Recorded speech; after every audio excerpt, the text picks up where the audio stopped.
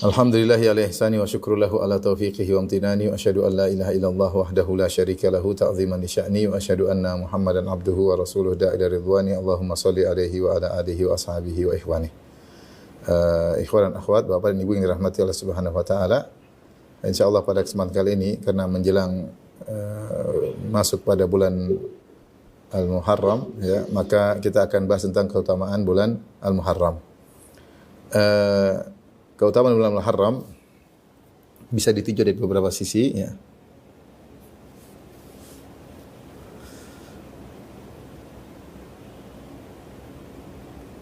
Pertama, bulan Muharram termasuk dari salah satu dari bulan-bulan haram.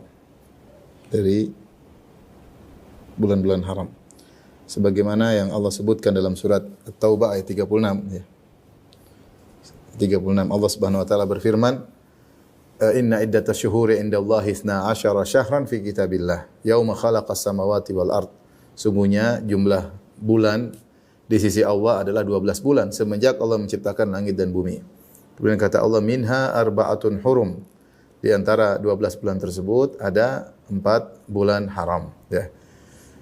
Dzalika dinul qayyim, itu adalah agama yang lurus. Fala tadzlimu fihinna anfusakum, maka janganlah kalian menzalimi diri kalian sendiri. Dan bulan haram dinamakan bulan haram, maka maknanya adalah dilarang berperang. Dan ini dilarang berperang, dan ini telah diketahui sejak zaman jahiliyah. Sejak zaman jahiliyah. Ini mirip dengan kalau kita kenal dengan tanah haram. Tanah haram misalnya Mekah disebut tanah haram, Madinah disebut juga tanah haram. Dinamakan tanah haram itu tanah tersebut spesial, diharamkan hal-hal tertentu, diharamkan dilakukan di situ. Seperti tanah haram Mekah tidak boleh membunuh, tidak boleh kemudian menebang pohon yang tumbuh di situ. Kalau ada barang jatuh tidak boleh diambil sampai orangnya menemukan sendiri, kemudian tidak boleh berburu, sehingga disebut dengan tanah haram. Baik Mekah maupun di Madinah. Sehingga disebut tanah haram adalah dalam bentuk penghormatan untuk dihormati. Jadi Allah menyebutkan salah satu dari 12 bulan tersebut ada 4 bulan yang mulia, yaitu bulan-bulan haram. Adapun bulan-bulan haram tersebut, ya, bulan-bulan haram tersebut ada 4, 3 berturut-turut kata Nabi sallallahu alaihi wasallam, salasatun mutawaliyat wa rajabun mudhar. Kata Nabi sallallahu alaihi wasallam ya dalam hadis, salasatun mutawaliyat, kemudian wa rajabu mudhar. Baik. Kata Nabi 3 berturut-turut, 3 berturut-turut. Apa yang 3 berturut-turut? Yaitu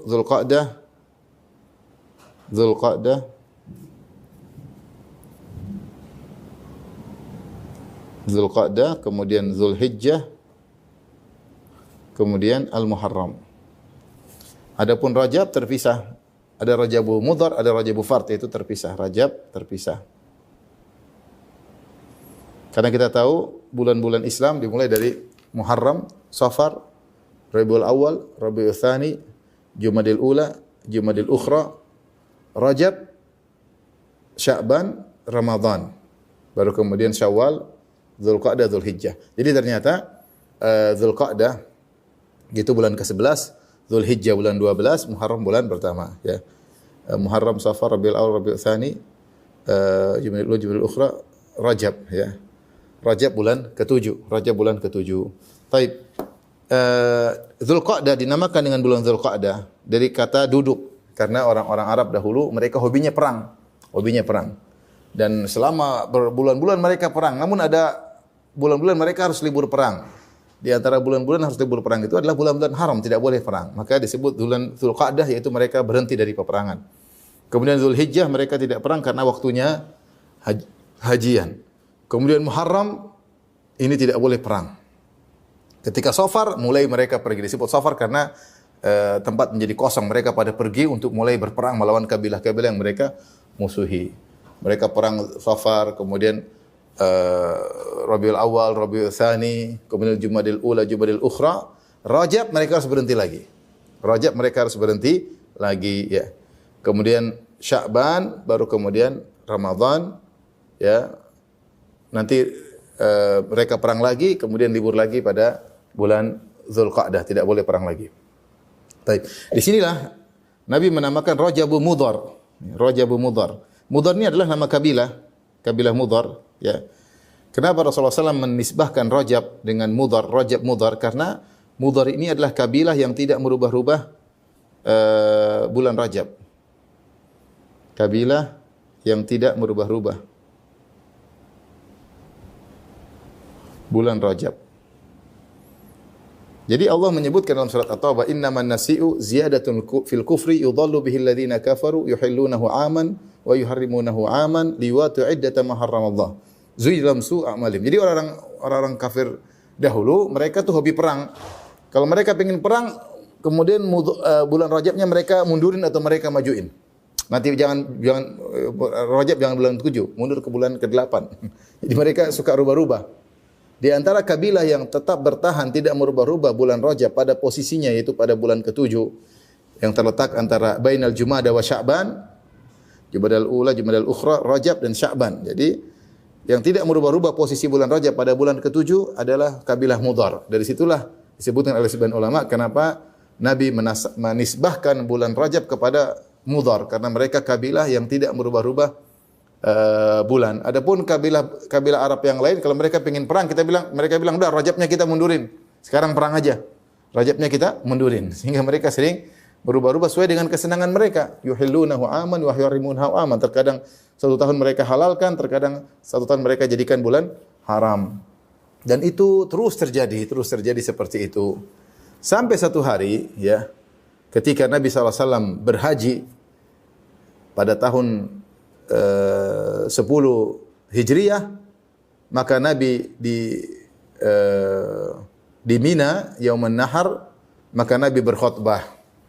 Nabi berkhutbah, di antaranya Nabi berkata, "Inna zamana qad istadaraka hayatihi yauma khalaqas samawati wal ard."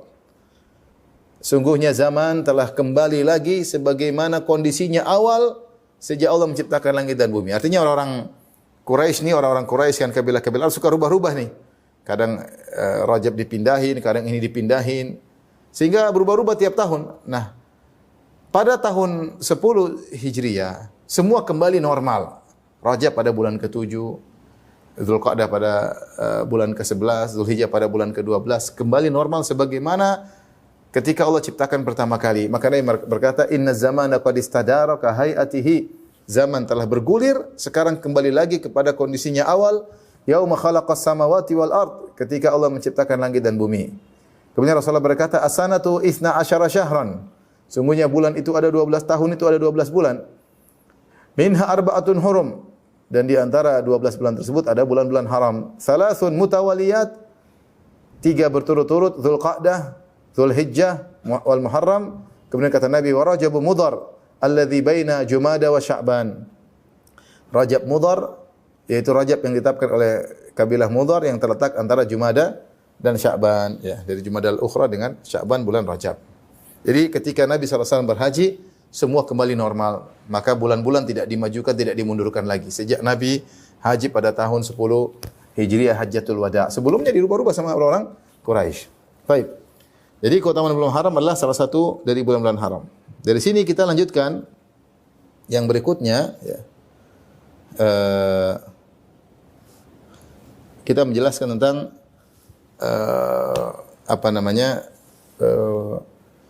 nama bulan Muharram, bulan haram. Bulan haram Allah mengatakan secara khusus, "Fala tadhlimu fihinna anfusakum." Janganlah kalian menzalimi diri kalian pada bulan-bulan tersebut. Jadi dilarang secara khusus untuk bermaksiat. Untuk bermaksiat pada bulan-bulan tersebut.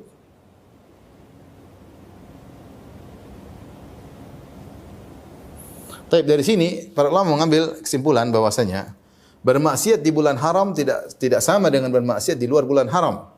Bermaksiat di bulan haram tidak sama seperti bermaksiat di luar bulan haram. Taib. Kaidah kalau hasanat, kalau kebaikan-kebaikan bisa dilipat gandakan secara kuantitas. Rasulullah mengatakan atau Allah mengatakan man ja'a bil hasanati falahu asyru amsalihha. Ya, wa man ja'a bis sayyi'ati falyujza illa mithlaha. Kata Allah Subhanahu wa taala, kaidah dalam kebaikan dan keburukan, dalam pahala dan dosa, kalau pahala siapa yang melakukan satu kebaikan dilipat gandakan 10 kali lipat. Adapun dosa tidak dilipat gandakan, tidak dilipat gandakan kuantitasnya. Dan kebaikan sebagian dalam hadis Rasulullah SAW sebutkan kebaikan bisa dilipat gandakan 10 kali lipat, ini minimal, dilipat gandakan 10 lipat. Kemudian ila sab'ati dha'fin, bahkan bisa dilipat gandakan menjadi 700 kali lipat. Ila adhafin katsira, bahkan lebih dari 700. Bahkan lebih dari 700. Bahkan sebagian pahala dilipat gandakan tanpa hisab. Jadi kalau kebaikan dilipat gandakan, adapun keburukan tidak dilipat gandakan.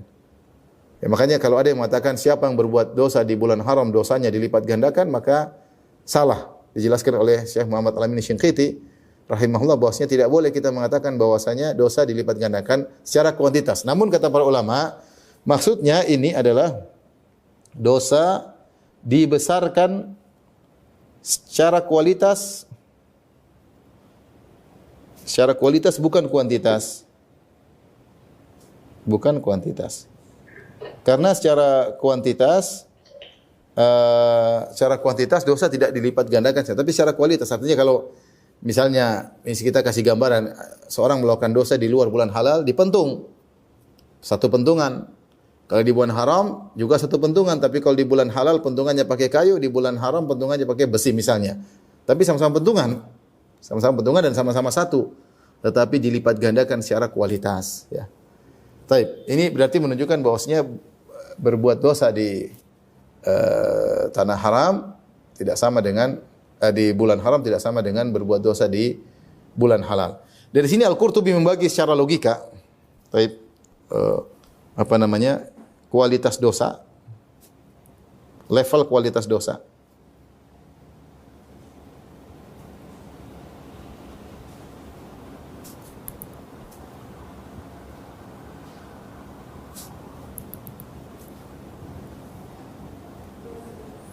Al-Qurtubi mengatakan, yang pertama adalah bermaksiat di tanah haram di bulan haram. Di tanah haram di bulan haram, ini paling bahaya. Ya. Kemudian yang paling ringan tentunya yang keempat adalah bermaksiat di tanah halal di bulan halal. Di bulan halal. Kata tanah haram di Islam cuma dua, yaitu Mekah dan Madinah. Ya, Mekah ada tanah Ka'bah, kemudian tanah haram, kemudian tanah halal. Madinah juga demikian. Madinah ada Masjid Nabawi, kemudian ada sekelilingnya tanah haram, kemudian tanah halal. Ya, tanah haram cuma dua, Mekah dan Madinah. Beda antara paling parah bermaksiat di tanah haram di bulan haram, di Mekah maupun di Madinah. Tentu di Mekah lebih parah daripada Madinah. Ya. Ini pun kita bisa level 1 adalah di Mekah, di Mekah. Level 2 di Madinah. Di Mekah lebih parah karena ada ayat khusus mengatakan dalam surat Al-Hajj, "Wa man yurid fihi bi ilhadin bi dzulmin nudzikhu min adzabin alim." Siapa yang ingin berbuat kezaliman di tanah haram di Mekah, kami akan buat dia merasakan azab yang pedih. Yang paling ringan adalah berbuat maksiat di tanah halal di bulan halal. Di antara keduanya, ini yang ketiga dan keempat, kedua maupun ketiga, yaitu bermaksiat di tanah haram di bulan halal. Kalau bulan halal maksudnya 8 bulan yang lainnya, ya. Ya. Taib, kemudian bermaksiat, yang ketiga bermaksiat di tanah halal di bulan haram. Tapi ini maksudnya adalah terkait dengan maksiat yang dilakukan di bulan haram. Ini secara kualitas dan bukan secara kuantitas.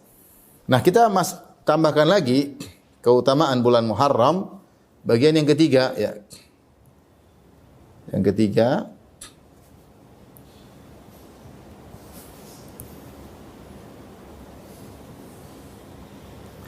maka para ulama, sebagian ulama mengatakan, sebagian ulama memandang demikian juga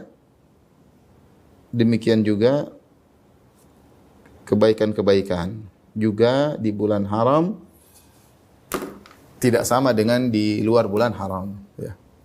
Tidak sama di luar bulan haram.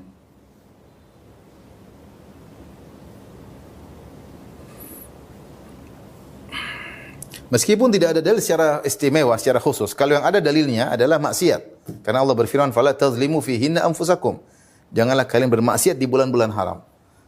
Nah, tapi adapun sehingga para ulama ambil kesimpulan bahwasanya bermaksiat di bulan haram dosanya ditingkatkan kualitasnya, bukan kuantitasnya. Bagaimana dengan kebaikan? Maka tidak ada dalil secara spesifik.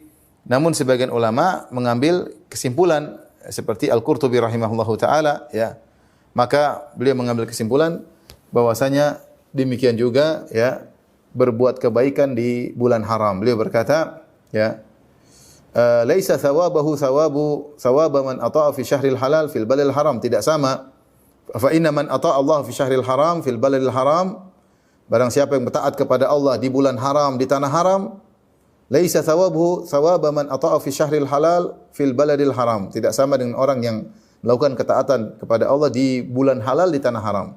Wa man ata'u fi syahril halal fil baladil haram. Siapa yang melakukan ketaatan di bulan halal di tanah haram, laisa thawabahu thawaba man ata'u fi syahri halalin fi baladin halal. Tidak sama dengan orang yang melakukan ketaatan di bulan halal dan di tanah halal. Dari sini, dari kitab Tafsir Al-Qurtubi, Al-Jami' Al-Ahkamil Quran, jilid 8 halaman 134, beliau berpendapat bahwasanya demikian juga beramal saleh di bulan haram tidak sama seperti di bulan halal. Ya, tentunya ada keistimewaan, contohnya seperti Ramadan, meskipun dia termasuk bulan halal tapi memiliki keistimewaan sendiri. Tapi secara umum bahwasanya sebagaimana maksiat ditingkatkan kualitasnya di bulan haram, maka ketaatan bisa dilipat gandakan pahalanya ketika di bulan haram, dikerjakan di bulan haram. Maka ini secara umum membuat kita semangat untuk bisa melakukan ibadah di bulan-bulan haram, dan ini adalah pendalilan yang logis, al-qiyasul aksi, sebagaimana kemaksiatan ditingkatkan kualitasnya, maka seharusnya sebaliknya juga kebaikan di bulan tersebut juga dilipat gandakan pahalanya. Wallahu taala alam bisawab. Tapi ini 3 keutamaan. Kemudian kita masuk pada keutamaan yang lebih spesifik tentang puasa di bulan Muharram. Puasa di bulan Muharram. Ini sudah.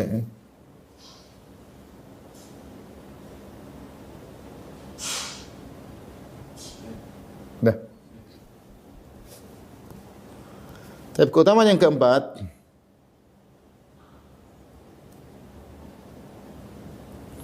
yaitu berpuasa sunnah di bulan Muharram.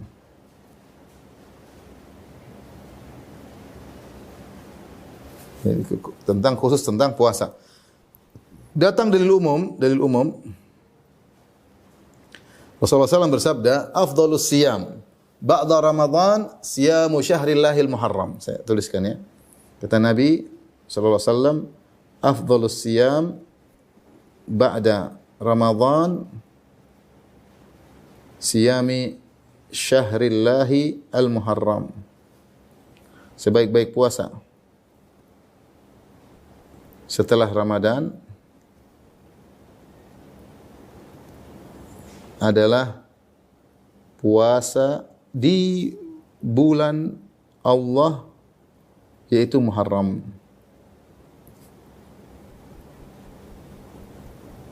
Tapi perhatikan sini, di sini Allah Subhanahu wa taala atau Nabi sallallahu alaihi wasallam mengidhafahkan, menisbahkan bulan Muharram dengan syahrullah, bulannya Allah. Tentunya ketika bulan Muharram dinisbahkan kepada bulan Allah, maka ini menunjukkan lebih istimewa daripada bulan-bulan haram yang lainnya. Makanya sebagian ulama mengatakan, disebutkan oleh Ibn Rajab Al-Hambali, sebagian ulama memandang bahwasanya bulan haram terbaik di antara 4 bulan tersebut adalah bulan Al-Muharram. Kenapa? Di antaranya karena Allah menisbahkan mengidhafakan, menyandarkan bulan tersebut kepada Allah. Nabi mengatakan syahrullah, karena Nabi menisbahkan, menyandarkan bulan Muharram kepada Allah dengan mengatakan syahrullah, bulannya Allah. Sama seperti dikatakan ontanya Nabi Saleh, naqatullah, ontanya Allah. Ya, sama seperti masjid dikatakan baitullah, yaitu rumahnya Allah. Sama seperti utusan Allah disebut Rasulullah, utusan Allah Subhanahu wa taala. Maka ini dijadikan dalil oleh sebenarnya bahwasanya di antara 4 bulan haram yang paling utama adalah Syahrullah Al-Muharram. Syahrullah yaitu bulan suci atau bulan haram, yaitu bulan Al-Muharram. Tapi di sini Rasulullah mengatakan sebaik-baik, perhatikan sini, sebaik-baik puasa. Sebaik-baik puasa. Maka dianjurkan, diambil dari sini, dianjurkan untuk banyak puasa.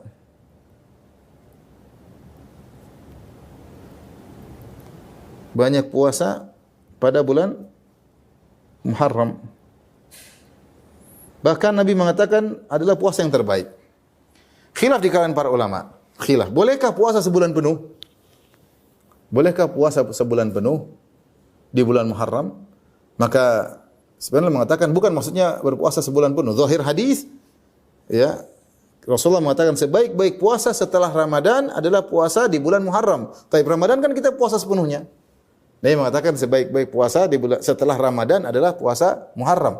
Sebagaimana kita berpuasa Ramadan sepenuhnya, maka hendaknya kita puasa Muharram juga sepenuhnya. Ini zahir hadis, namun sebenarnya mengatakan zahir ini bertentangan dengan suatu riwayat dari Aisyah. Aisyah mengatakan Nabi tidak pernah berpuasa sebulan penuh kecuali Ramadan, dan Nabi paling banyak berpuasa adalah di bulan Sya'ban. Nabi berpuasa paling banyak di bulan Sya'ban. Tapi sebenarnya mengatakan boleh puasa sebulan penuh berdasarkan zahir hadis. Mereka mengatakan mungkin Aisyah menyampaikan yang dia tahu. Bisa jadi Nabi menyampaikan ini kemudian Nabi keburu meninggal. Ya, belum sempat Nabi laksanakan puasa sebulan penuh, Nabi sudah meninggal. Tapi Nabi sudah menyampaikan secara lafal boleh berpuasa sebulan penuh. Selagi ada yang mengatakan bukankah Nabi disebut oleh Aisyah paling banyak puasa setelah Ramadan adalah puasa Sya'ban. Berarti puasa Sya'ban lebih afdal daripada puasa Muharram. Maka dibantah lagi sebagian ulama, yang dimaksud dengan puasa Sya'ban lebih baik daripada Muharram maksudnya adalah puasa yang muqayyad, yaitu puasa yang mengiringi Ramadan, sebagaimana 6 hari di bulan Syawal juga mulia karena melanjutkan Ramadan. Jadi ini Sya'ban puasa pembuka untuk Ramadan dan puasa penutup untuk Ramadan, atau ba'diyahnya gampangannya. Ini qobliyahnya adalah puasa Sya'ban, ba'diyahnya puasa 6 hari bulan Syawal. Ini puasa terbaik yang terkait dengan Ramadan. Tapi kalau puasa selain itu yang tidak terkait dengan Ramadan, maka yang terbaik adalah bulan Muharram. Bulan Muharram. Maka seorang dianjurkan untuk banyak berpuasa di bulan Muharram kapan saja silakan dia berpuasa berdasarkan keumuman hadis ini. Kemudian datang yang lebih spesifik adalah khusus tanggal 10, khusus hari Asyura.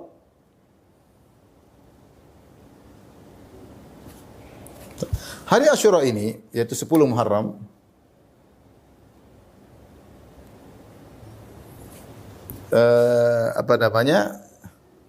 istimewanya adalah Yahudi puasa pada hari tersebut. Karena Nabi Musa alaihissalam diselamatkan oleh Allah dari kejaran Fir'aun pada tanggal 10 Muharram. Kemudian Quraisy juga berpuasa. Quraisy juga puasa. Saya bacakan dalam hadis Aisyah radhiyallahu anha.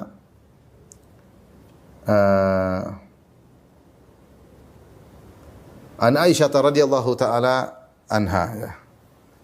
Hadis Bukhari dan Muslim. Qalat, Aisyah berkata, kanat Quraisyun tasumu Asyura fil jahiliyah. Adalah orang-orang Quraisy dahulu mereka berpuasa di hari Asyura di zaman jahiliyah. Wa kana Rasulullah SAW yasumu. Rasulullah SAW juga sebelum hijrah ke Madinah, beliau juga sudah berpuasa di hari Asyura. Falamma hajara ila Madinah samahu wa amara bisyamihi. Ketika ke Madinah Rasulullah SAW berpuasa lagi dan bahkan menambah dengan memerintahkan untuk berpuasa. Ya.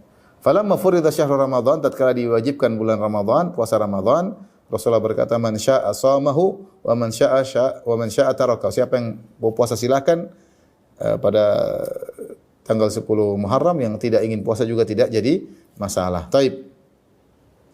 Di sini yang perlu kita perhatikan, jadi Quraisy juga berpuasa. Itu Quraisy melakukan banyak ibadah, haji mereka haji, umrah mereka juga sedekah, mereka juga i'tikaf.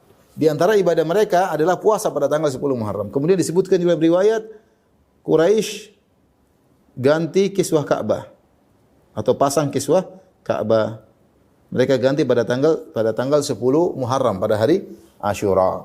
Ini istimewanya ya. Dan Nabi juga puasa. Nabi juga puasa sallallahu alaihi wasallam sebelum hijrah. Sebelum hijrah. Jadi ini puasa Muharram bukan puasa yang baru. Taib. Adapun tingkatan puasa Muharram ya. Atau sejarah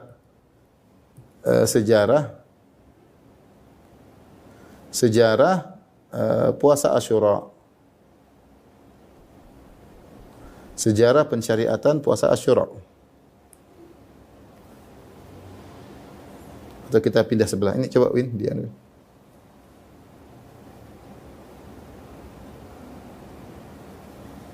Dah. Kita pindah di halaman berikutnya tentang puasa Asyura.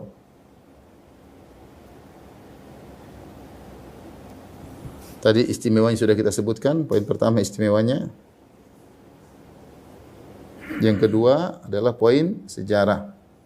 Sejarah pensyariatan puasa Asyura. Baik. Tingkatan yang pertama Nabi sallallahu alaihi wasallam puasa Asyura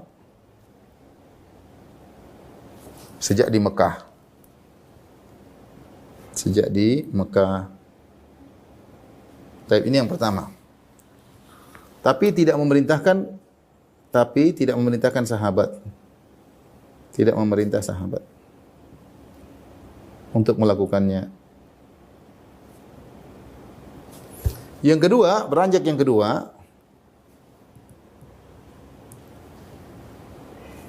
Yang kedua, ketika Nabi hijrah,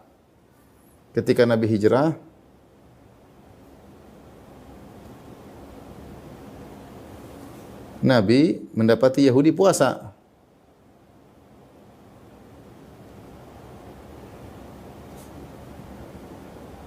Maka Nabi perintah sahabat juga puasa.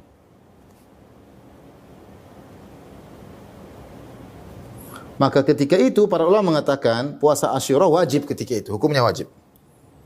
Puasa Asyura ketika itu wajib. Wajib hukumnya. Baik.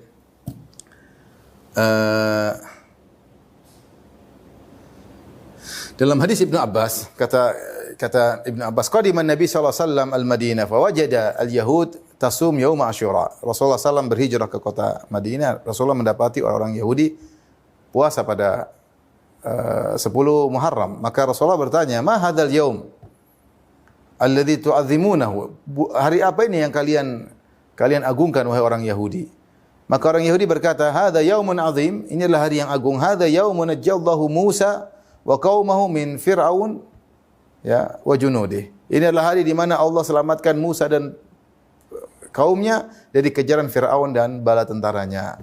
Fasamahu Musa syukran lillah. Maka Nabi Musa berpuasa karena syukur kepada Allah Subhanahu wa taala. Maka ketika itu Nabi berkata, "Nahnu aula bi Musa minkum." Kami lebih utama untuk mengikuti Musa daripada kalian. Maka Rasulullah SAW berpuasa dan Rasulullah SAW menyuruh para sahabat untuk berpuasa ketika itu. Maka jadilah puasa Asyura ketika itu sebelum diwajibkan puasa bulan Ramadan, hukumnya adalah wajib. Fardu ain, hukumnya wajib. Ya. Hukumnya wajib. Sampai Rasulullah menyuruh utusan, arsala Rasulullah SAW godata Asyura ila qural Ansar. Rasulullah SAW mengutus utusan ke kampung-kampung kaum Ansar. Allati haulal Madinah, yang ada di sekitar Madinah, bukan cuma di Madinah saja. Di kampung-kampung. Man kana asbaha shaiman falyutimma saumahu. Siapa yang sudah puasa di pagi hari, yang sudah terlanjur puasa dari subuh belum sempat makan, maka lanjutkan puasanya, sempurnakanlah puasanya. Wa man kana asbaha muftiran, dan siapa yang tadi sudah sempat makan di pagi hari, falyutimma baqiyata yaumihi, maka puasa. Yang sudah terlanjur makan tetap puasa. Fakunna ba'da dzalika nasumuhu. Maka sejak itu kami berpuasa pada hari Asyura. Karena Rasulullah suruh, bahkan yang sudah terlanjur makan suruh berhenti makan puasa. Kemudian wa nusawwi musibyana sighar. Kata Rubai' bintu Muawwidh yang meriwayatkan hadis ini, bahkan kami suruh anak-anak kami yang masih kecil untuk puasa. Minhum insyaallah, kami suruh mereka puasa semampunya. Wa nadhhabu ilal masjid, kami pergi ke masjid, fa naj'alu lahumul lu'bata minal ihn. Fa idza baka ahdum 'ala at-ta'ami a'tainaha iyahu indal iftar. Maka kami bahkan bikin mainan dari semacam kapas, kain dari kapas kami buat main buat anak-anak agar mereka kuat puasa. Jika mereka nangis kami suruh main ya. Kami suruh main sampai mereka bisa puasa. Jadi luar biasa Nabi suruh orang puasa sampai anak-anak kecil juga dilatih untuk berpuasa ketika puasa hari Asyura. Timbul pertanyaan, Nabi mengatakan nahnu aula bi Musa minkum, kami lebih utama ikut Nabi Musa daripada kalian. Kata para ulama maksudnya itu di zaman awal Nabi datang ke kota Madinah. Nabi punya metode itu mengambil hati kaum Yahudi agar mereka masuk Islam. Maka Nabi suka menyepakati Yahudi di awal Islam. Nabi suka menyepakati Yahudi. Di antaranya Nabi suka berpuasa bersama mereka, di antaranya kiblat juga menghadap ke Baitul Maqdis, kiblatnya Yahudi ya. Namun di akhir kemudian berubah, Nabi cenderung menyuruh untuk menyelisih orang-orang Yahudi. Di awal-awal Nabi lebih cenderung untuk menyepakati Yahudi dan Ahlul Kitab agar mereka diambil hatinya untuk masuk Islam. Namun mereka tidak masuk Islam juga, sehingga akhirnya dirubahlah metode. Setelah itu Nabi semangat untuk menyelisihi mereka. Taib ini yang kedua. Yang ketiga selanjutnya, ketika diwajibkan puasa Ramadan.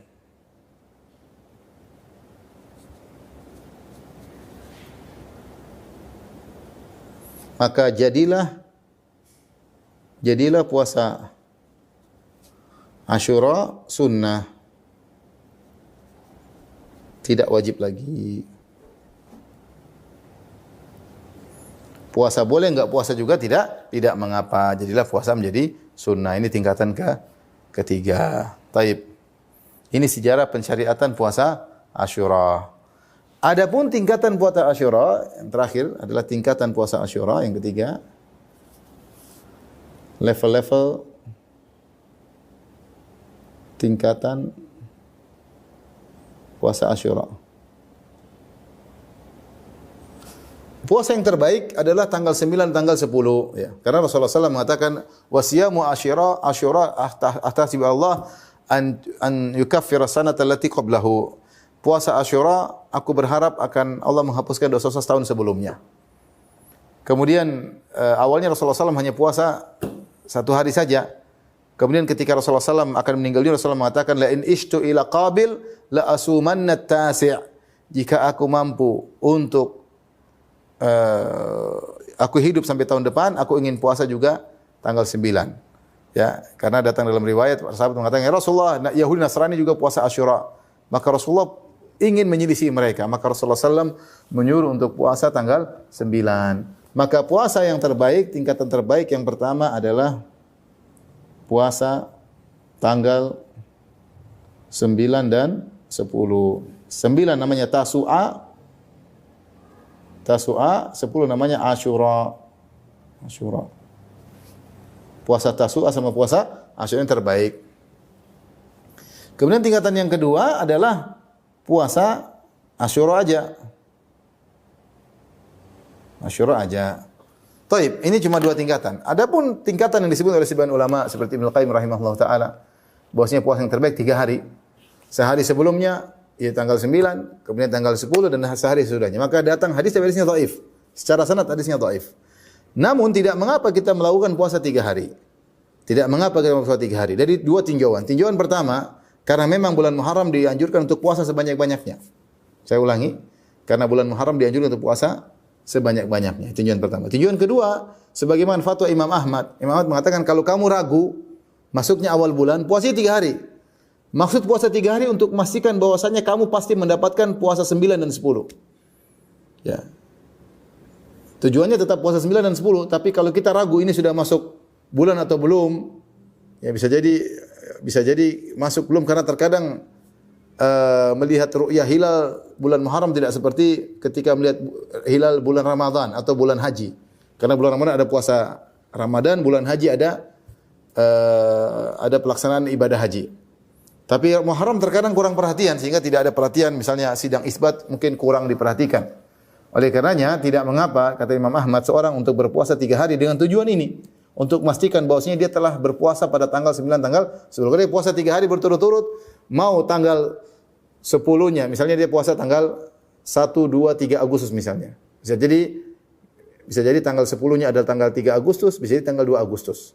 Tapi kalau dia puasa 1, 2, 3, dipastikan dia akan puasa 9 dan 10. Entah 9-nya tanggal 1, 10-nya tanggal 2, atau 9-nya tanggal 2, 10-nya tanggal 3. Jadi tidak mengapa dia puasa sebelum dan sesudahnya agar dia pastikan dia telah berpuasa tanggal 9, tanggal 10. Itu tinjauan kenapa tetap dianjurkan berpuasa 3 hari.